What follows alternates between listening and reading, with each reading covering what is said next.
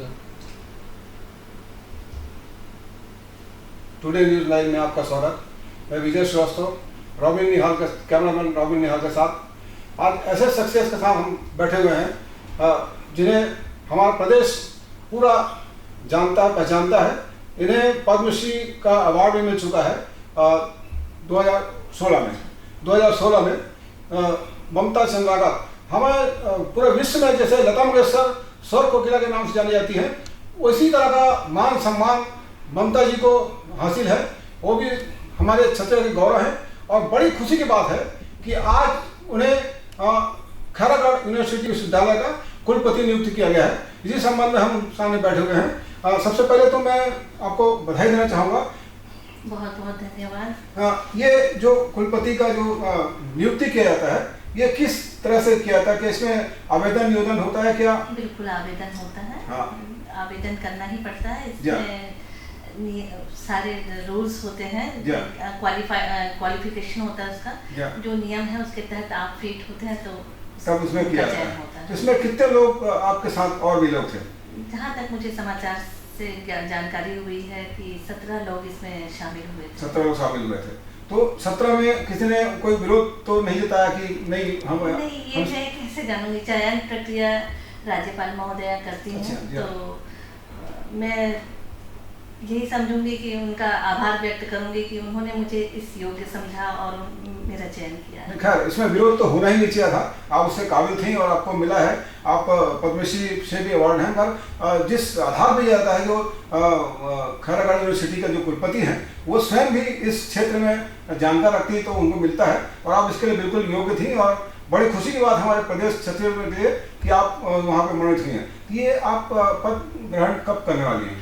पद ग्रहण का भी मैंने तिथि तो नहीं तय किया है, लेकिन जल्द ही कर लूँगी, क्योंकि आज से ही रायपुर में लॉकडाउन शुरू हुआ है 1 हफ्ते के लिए। तो इसी वजह से थोड़ा सा समय लेना चाहूँगी, क्योंकि यहाँ से निकलना भी है, परमिशन भी चाहिए यहाँ से निकलने के लिए, तो थोड़ा सा वक्त लगेगा, लेकिन जल्द ही कर। तो वहाँ पे फिर आप जब वहाँ पे मनोनीत हो जाएंगे, वहाँ पे अपना पदभार ले लेंगी, तो किस तरह से आप वहाँ पे क्या नया कुछ करना चाहेंगे? वहाँ पे क्या आपको वहाँ लिखता है? मेरी सबसे पहली प्राथमिकता तो ये होगी कि जो अभी 4 महीने से सारे काम बंद हैं, सारी व्यवस्था देखनी है, उन कामों को, पहले पेंडिंग कामों को से शुरुआत करूंगी। वो मैं कंप्लीट करने के बाद वो मेरी प्राथमिकता होगी, जो रुके हुए काम हैं।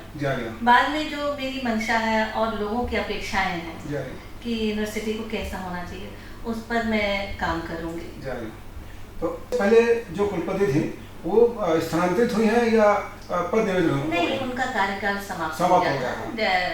एक व्यक्ति 2 बार टर्म मिल सकता है वाइस चांसलर का, उनका सेकंड टर्म था, वो समाप्त हो गया था मई में। उसके बाद ही ये पद के लिए मतलब रिक्त हुआ, तो उसके लिए रिक्त होने के बाद ही उसके बाद आमंत्रण किया गया। अच्छा। तो आप काफी लंबे समय से स्टेज शो भी करती आई हैं और मैं आज भी कर रही हैं और आगे भी चलता रहेगा। बिल्कुल चलता रहेगा, ये मेरे जीवन का साथ है। अच्छा, एक और बड़ी खुशी की बात यह है कि आपके गीत अरपा पैरी को छत्तीसगढ़ राज्य ने लोकगीत है ना? नहीं, रचित गीत है। नहीं, मतलब जो राष्ट्रीय गीत घोषित किया, राजगीत है ना, राजगीत घोषित किया गया है, तो उसके लिए भी आपको बधाई। तो ये आप कब, कौन से सन में इस गीत को आप गाया? ये गीत में 1974 में 1974 में पहला मंचन ओटेबंद ग्राम में हुआ था, वहाँ मैं गाई थी ये गीत। और तब डॉक्टर साहब, जो इनके रचयिता हैं, डॉक्टर नरेंद्र वर्मा जी, वो हमारी संस्था के साथ जुड़े हुए थे और उन्होंने ही ये गीत लिखा था। और वो मेरा सौभाग्य रहा कि मैं उनके साथ रही।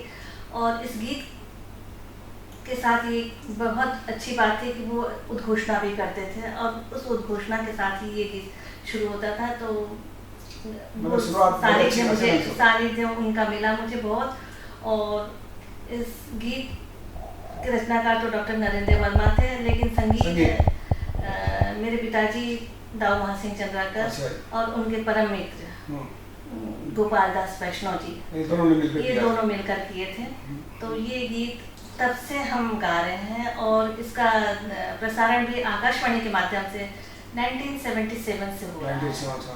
बड़ी खुशी की बात है कि अरपा पैरी के धार इतना फेमस हुआ, इतना जबरदस्त गीत था कि आज भी गाया जाता है और लगता है कि बिल्कुल बहुत ही सुरीला आवाज में और गाने हैं। तो आप ये जो गाने अरपा पैरी के धार जो था, तो इससे पहले भी कोई आपकी कोई गीत ऐसा पॉपुलर हुआ था? नहीं, उस समय हम बहुत छोटे थे, हम 14 वर्ष के थे तब। ये तब गए थे आप? तब गाए थे। क्या अभी तो और बड़ी खुशी की बात है कि 14 वर्ष की उम्र में अरपा पैरी के धार जो आप आज भी सुनेंगे वो उसी स्वर में ये आज भी गाती हैं। ऐसा नहीं कि किसी का स्वर चेंज हो गया उतने साल बाद में, तो बड़ी खुशी की बात है उसी आवाज में उसी स्वर में ये आज भी गाती हैं। और 14 साल की उम्र में गाना और लाजवाब गीत है जिसका आपकी और कौन सी गीत है जो आपको बहुत ही ज्यादा मधुर और अच्छा लगता है, जो आप स्टेज में अक्सर गाया करती हैं?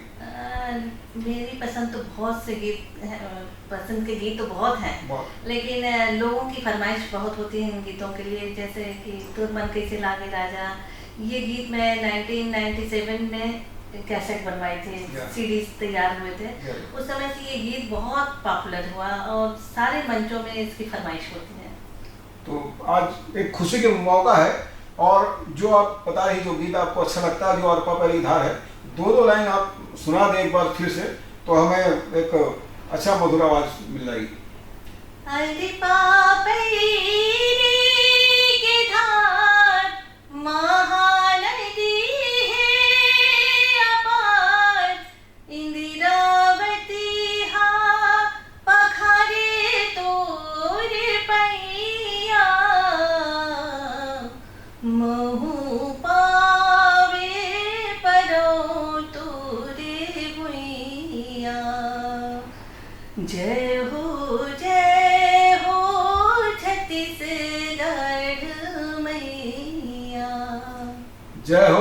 छत्तीसगढ़ मैया, और आपकी मैया आपकी भी जय हो। आप इतने सुरीले आवाज में गा रही थी, मेरा तो रोंगटा ही खड़ा हो गया था। और ये इतना मधुर, इतना हार्ट बीटिंग गीत है कि देखिए पूरे आप गा रही हैं, मैं एकदम अंदर से वशीभूत हो गया था, बिल्कुल रोंगटे खड़े हुए थे। बहुत अच्छी गीत है। और आय का तो कुछ गुनगुनाना चाहिए?